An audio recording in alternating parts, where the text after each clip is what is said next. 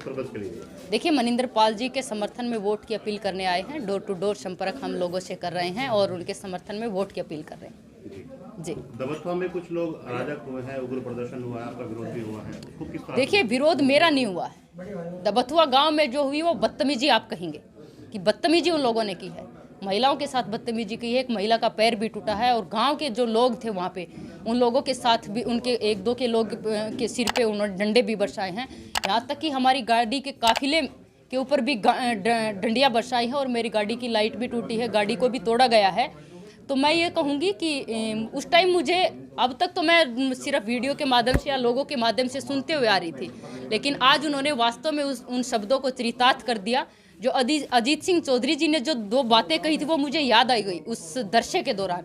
उन्होंने कहा था कि जिस गाड़ी के ऊपर सपा का झंडा, समझो उस गाड़ी में बैठा है गुंडा। आज उन्होंने उस कहावत को चरितार्थ कर दिया और वास्तव में उन्होंने बता दिया कि उनकी जो लाइनें कही हुई थी ये कहीं ना कहीं उनके अनुभव और उनकी झेली हुई ये चीज़ें थी और उन्होंने आज दिखा दिया है।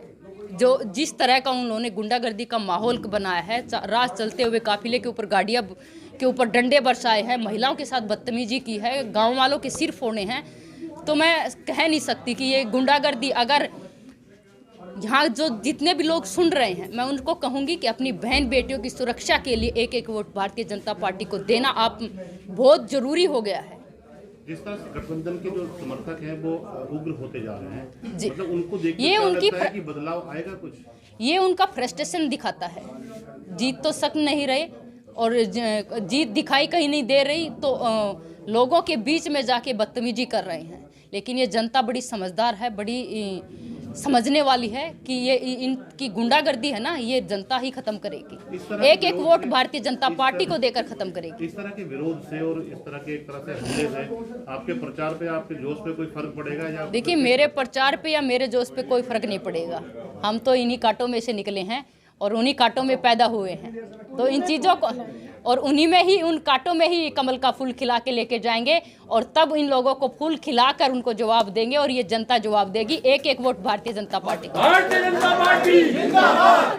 कोई नसीहत जिंदाबाद उन लोगों तक पहुंचे आपकी? जी, कोई नसीहत जो उन लोगों तक पहुंचे जो इस प्रकार विरोध कर रहे हैं? मेरी नसीहत ये है कि अपने संस्कारों को देखो, जो तुम्हारे माँ बाप ने तुम्हें संस्कार दिए हैं। बहन बेटियों की इज्जत के लिए तो यहाँ पे मुजफ्फरनगर में आप देखिए, बहन बेटियों की इज्जत पे हाथ उठाने वालों के लिए तो भाइयों ने जान दे दी है और तुम उन बहनों के ऊपर ही हाथ उठा रहे हो। शर्म की बात है ये हमारे लिए, हमारे समाज के लिए, कि आप जैसे लोग ऐसी गुंडागर्दी करेंगे तो हम बहनों की सुरक्षा के लिए कौन आगे आएगा? लेकिन तुम्हें जवाब देगा, ये जनता जवाब देगी, ये हमारी माताएं बहनें जवाब देंगी। एक एक वोट भारतीय जनता पार्टी को देकर अपनी सुरक्षा के लिए, देश की सुरक्षा के लिए। धन्यवाद।